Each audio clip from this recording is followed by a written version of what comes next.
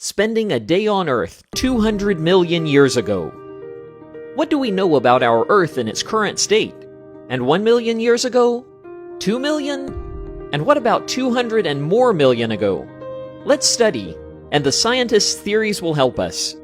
We at Smart as the New Sexy are ready to go to the post. Are you with us? So let's start. Continental drift.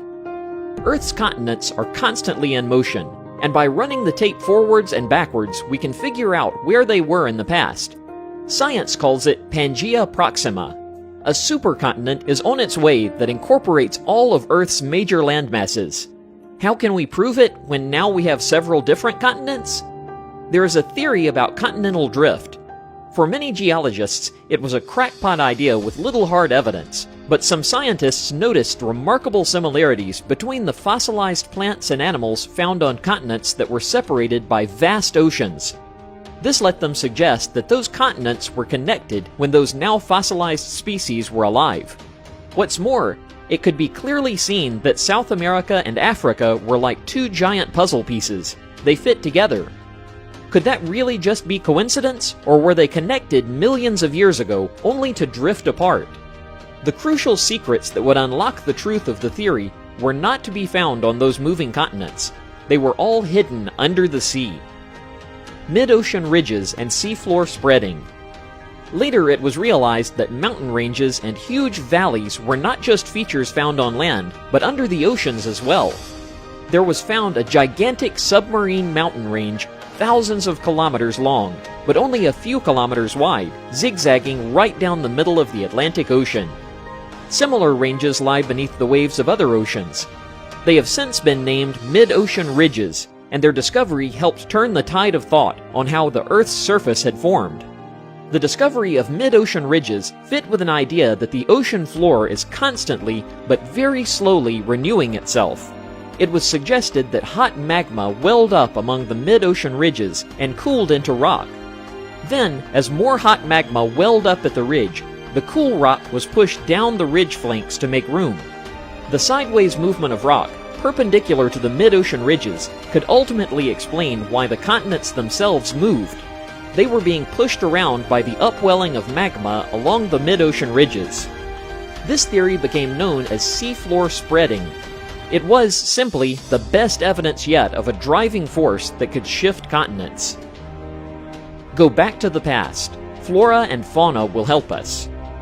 Despite the challenge, we can get 700 million years into the past with a good degree of confidence. That's because we can track the progress made by seafloor spreading quite accurately to work out where the continents used to be.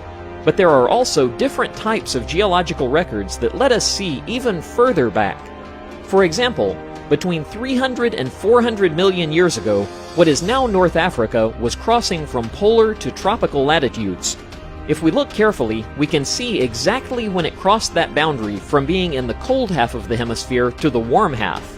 So coral reefs appear for the first time in this region and begin to grow on these carbonate platforms.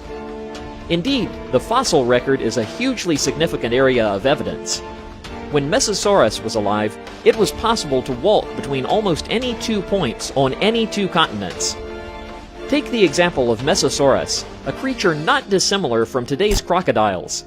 It was a freshwater reptile with a long, powerful jaw, which lived between 270 and 300 million years ago. Here's the weird part. Fossils of Mesosaurus are found not just in South America, but Africa as well. It was a freshwater animal and could never have swum across the Atlantic Ocean to develop colonies on both continents. How did its fossils end up on either side of that vast ocean then? The answer is simple. 300 million years ago, there was no Atlantic. Those two continents were joined, and Mesosaurus never had to swim that distance. The existence of the ancient Pangaea is recorded in the distribution of other fossils. Lystrosaurus, for example, was a giant herbivore. Its fossil remains are now found in Africa, India, and even Antarctica. Even the giant Glossopteris, a woody shrub that grew to 98 feet, 30 meters in height, helps to confirm the idea that at one stage, all of today's continents were jammed together as Pangaea.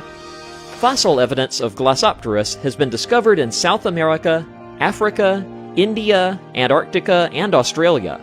Importantly, the seeds of the plant were massive and could not have floated or been blown on the wind to other land masses. A supercontinent on which the seeds could be dispersed via land is thought to be the only credible explanation. The Great Extinction after Great Eruption. Around 200 million years ago, when the Earth was still one big continent, the Great Pangaea, the end Triassic mass extinction period came, in which half of all marine life on the planet went extinct. For years, scientists believed that this came as a result of a mass volcanic eruption across the world, as the massive continent split into multiple segment continents. After the new study at the Nordic Center for Earth Evolution at the University of Copenhagen, their opinion has changed. Now they suppose that responsible for the mass extinction is actually a deadly methane eruption in the seafloor. As a huge quantity of methane being released into the atmosphere, it killed off much of the species on Earth and paved the way for the age of dinosaurs. Based on examining ancient plant fossils sampled from the bottom of the Tethys Ocean and molecular analysis, it was found out that at least 12,000 gigatons of methane was injected into the atmosphere over just 10 to 20,000 years of the end Triassic extinction. The seafloor eruption seems to have gone on burping for at least 600,000 years.